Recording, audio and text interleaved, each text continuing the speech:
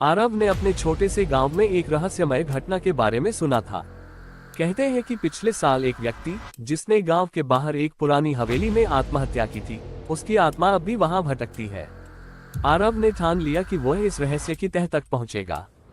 जैसे ही वह हवेली के पास पहुंचा, उसकी धड़कन तेज हो गई।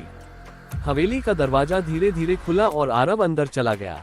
वहां की ठंडी हवा ने उसे सिहरन दी। अंधेरे कोनों में उसे कुछ हलचल सी महसूस हुई। सिया ने आरव को फोन किया। आरव, तुम वहां मत जाओ, मुझे एक बुरा सपना आया है, कुछ सही नहीं है। आरव ने उसे आश्वस्त किया, बस थोड़ी देर में वापस आऊंगा। मैं जानना चाहता हूं कि यहाँ क्या सच है।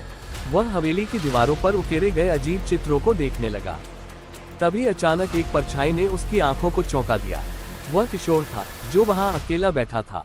किशोर ने आरव को घूरते हुए कहा, तुम्हें यहाँ नहीं आना चाहिए, ये जगह तुम्हारे लिए खतरा है। आरव ने निडर होकर पूछा, तुम कौन हो? तुम्हें यहाँ क्या करने आया है?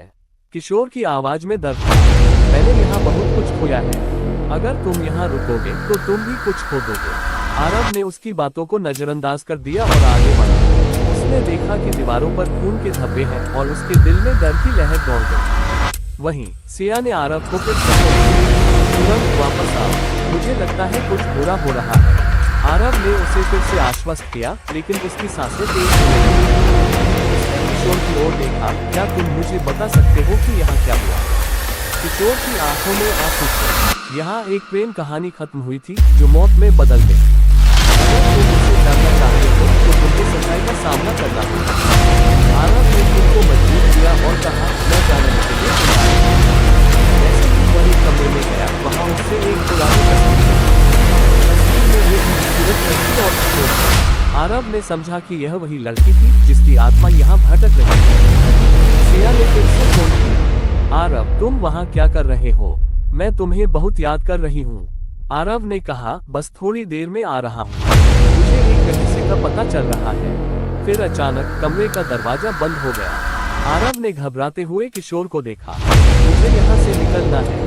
किशोर ने उसे बताया, तुम्हें उस लड़की की आत्मा को शांति देनी होगी, तभी तुम यहाँ से जा पाओगे। आरव ने साहसिकता से कहा, मैं ये करूँगा। उसने लड़की की तस्वीर को अपने हाथों में लिया और आंखें बंद की। उसकी आंखों के सामने अंधेरा छा गया और वह अतीत में चला गया।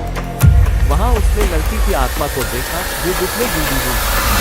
मैं तुम्हारी मदद करूँगा, उसने कहा, तुम्हें शांति की जरूरत है। जैसे ही आरव ने उसे अपनी सच्चाई बताई, लड़की की आत्मा की दुख में दुखी होती है।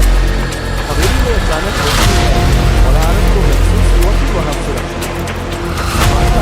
आरव ने देखा, सिया वहाँ उसका इंतजार कर रही है। मैंने तुम्हें कहा था कि वहाँ मत जाओ, सिया ने चिंतित स्वर में कहा। आरव ने उसे गले लगाते हुए कहा, मैंने सच का सामना किया, अब वह आत्मा शांति में है। अंत में आरव ने सीखा कि हर रहस्य के पीछे एक कहानी होती है और कभी कभी हमें अतीत को समझकर ही भविष्य को सुरक्षित करना पड़ता है।